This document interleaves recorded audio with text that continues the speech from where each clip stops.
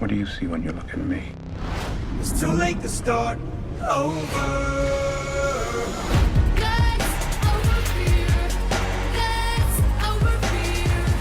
Patrick, and today we're going to be talking about the 2014 action thriller film, The Equalizer. Now, The Equalizer is directed by Anton Fuqua and starring Denzel Washington. Both really good people, one that knows how to direct and one that really knows how to act. Denzel Washington can do any movie that can be budgeted bad or anything, he can still make it look great. The man is a beast when he's on that screen. He is so fun to watch and he's so entertaining, especially in this movie when he's kicking ass.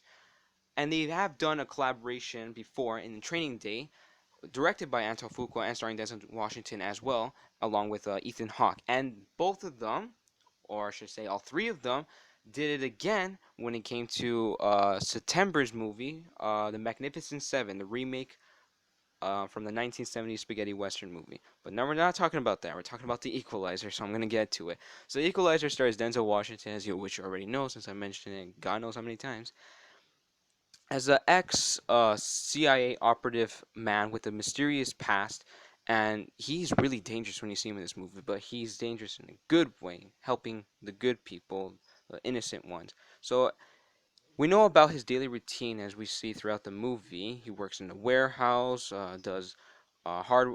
He works back in the warehouse of like a Home Depot type of store, and every night he goes into this diner and he befriends a young prostitute played by Chloe Grace Moretz, who's done work such as Kick-Ass and Kick-Ass 2.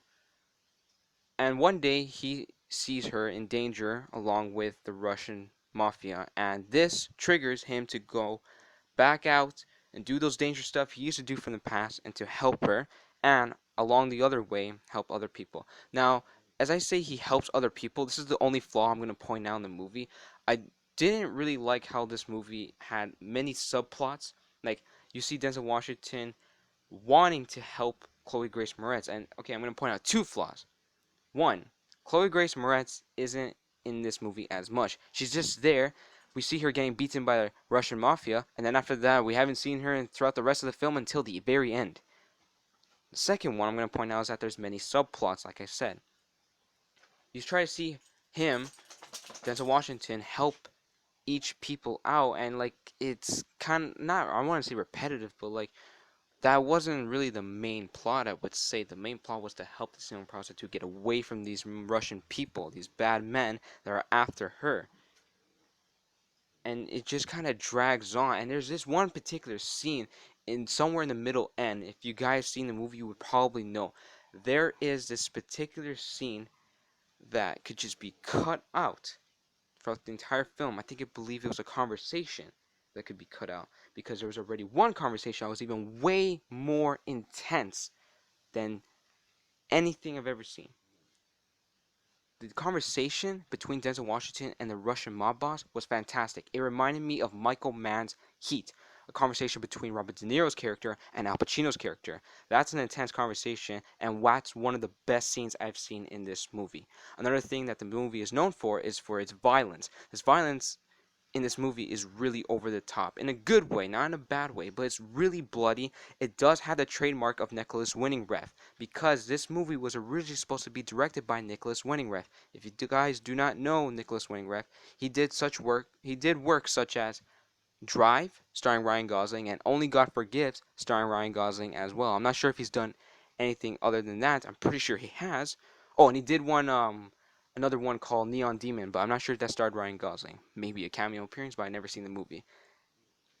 The man knows how to direct good movies, both Anton Fuqua and Nicholas Winding Refn.